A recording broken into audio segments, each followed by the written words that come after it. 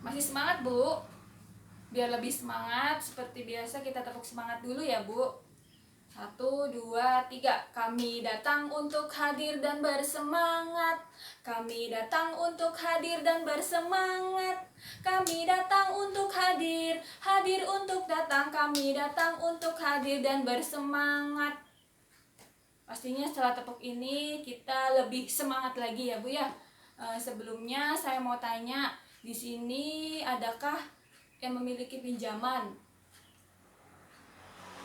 Ya, di mana sih Ibu biasanya meminjam? Ya, di mana lagi, Bu? Iya, perlu diingat ya, Bu ya.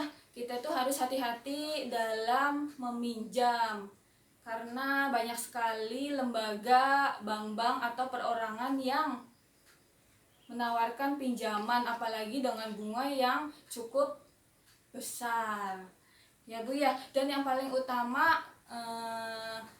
kita meminjam itu untuk apa sih, Bu? Untuk apa, Bu, kita meminjam? Iya, Bu, jangan sampai kita meminjam bukan karena untuk kebutuhan yang mendesak. Coba kita lihat, Bu, sini kita lihat bareng-bareng flip chart 2B. Ini adalah tempat meminjam, Bu. Sumbernya ada 5 nih ya, Bu. Yang pertama bank, yang kedua koperasi simpan pinjam, yang ketiga koperasi simpan pinjam PKK, arisan, PKH. Yang keempat, saudara atau kerabat dekat.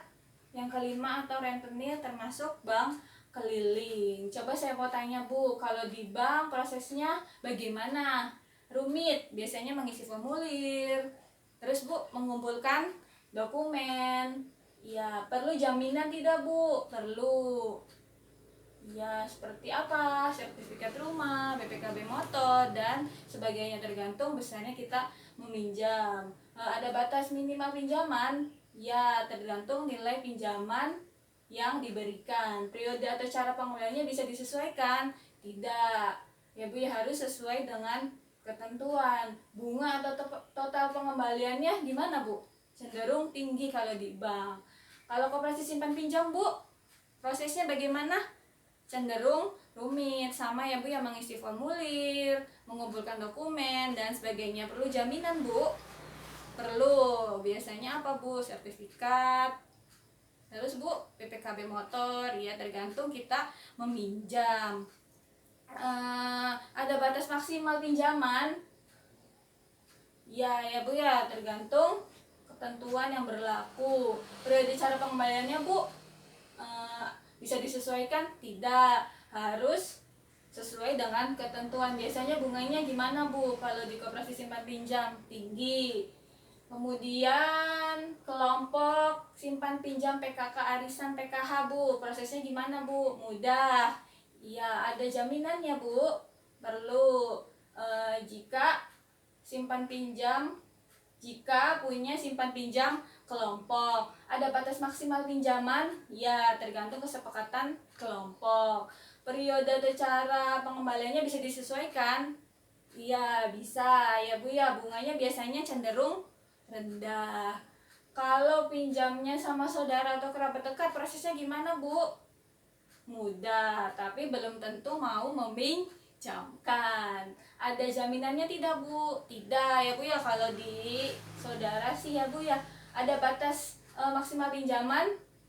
Ya, tergantung kemampuan pemberi utangnya.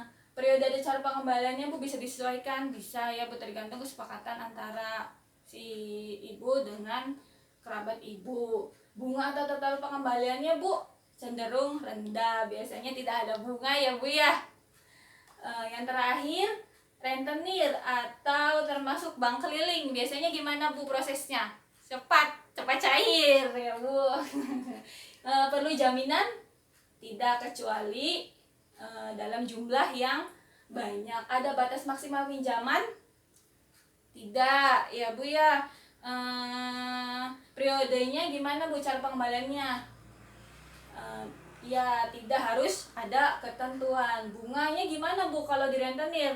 Tinggi tinggi sekali, tapi prosesnya cepat ya Bu. Yang perlu kita harus ketahui, kita itu harus bijak dalam memilih dan memilah tempat pinjaman Bu.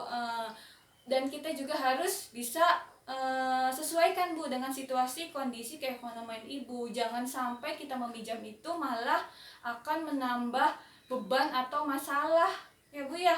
Jangan sampai itu terjadi.